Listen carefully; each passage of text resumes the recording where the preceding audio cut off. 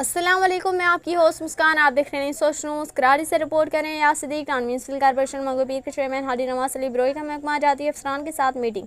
आज की मीटिंग में चेयरमैन साहिब ने बात करते हुए इदारे की कारकर्दगी, अवाम खदमात के मयार और जारी मनसूबों के बारे में तफसीली जायज़ा लिया।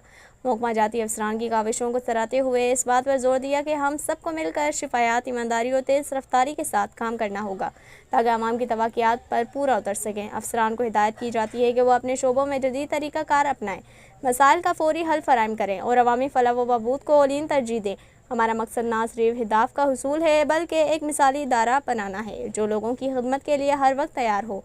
मैं अफसरान की पेशा वराना महारत और मेहनत का एतराफ़ करता हूँ कि वो उम्मीद करता हूँ कि वो मुस्तकबिल में भी इसी लगन और अज़म के साथ काम करते रहेंगे।